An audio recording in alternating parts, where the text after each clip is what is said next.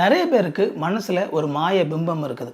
Social மீடியாவில் தங்களை ஒரு பெரிய இன்ஃப்ளூயன்ஸாக காட்டிக்கக்கூடிய நபர்களை ரொம்ப பெரிய ஆட்கள் அப்படின்னு சொல்லி நினச்சிக்கிறது. ஒரு சொகுசு கப்பலில் அப்படியே படுத்துக்கிட்டே ஒரு வீடியோ போடுறது, ஒரு விலையுயர்ந்த கார் முன்னாடி நின்றுட்டு ஒரு வீடியோ போடுறது, ஒரு பெரிய பங்களா முன்னாடி நின்றுட்டு ஒரு வீடியோ போடுறது, போட்டுட்டு பார்த்தீங்களா இதெல்லாம் நான் எப்படி சம்பாதிச்சேன்னு சொல்லி தெரியுமா, இதெல்லாம் நீங்கள் தெரிஞ்சுக்கணும் அப்படின்னு நினச்சிங்க அப்படின்னா இந்த லிங்கை மட்டும் நீங்கள் கிளிக் பண்ணுங்கள் அப்படின்னு சொல்லி வந்து ஒரு அட்வர்டைஸ்மெண்ட்லாம் நம்ம வரும்.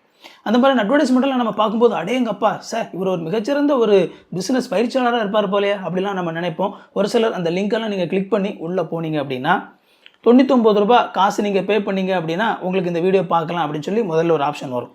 அதுக்கப்புறமா நீங்கள் அதை கிளிக் பண்ணி உள்ளே போனீங்க அப்படின்னா ஒரு 3/4 மணி நேரம் 1 மணி நேரம் எந்த ஒரு பிரயோஜனம் இல்லாமல் வளவளா குலகலான்ட்டு ஒரு வீடியோ வந்து அப்படியே ஓடி முடிச்சதுக்கப்புறமா பொதுவாக அந்த வீடியோவோட முடிவில் அடுத்தால நீங்கள் இன்னும் நிறைய கற்றுக்கணும் அப்படின்னு சொல்லி அடுத்த ஸ்டெப்புக்கு வந்து உங்களை உள்ளே இழுக்க ட்ரை பண்ணுவாங்க. அதுக்கான ஃபீஸ் வந்து அதிகமாக இருக்கும்.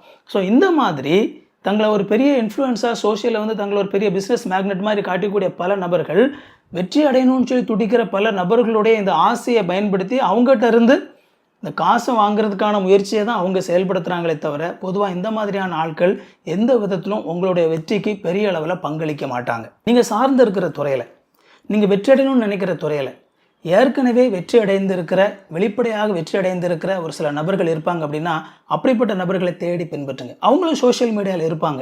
ஆனால் நான் முன்னாடி சொன்ன ஆட்களுக்கும் இவங்களுக்கு என்ன வித்தியாசம் தெரியுமா?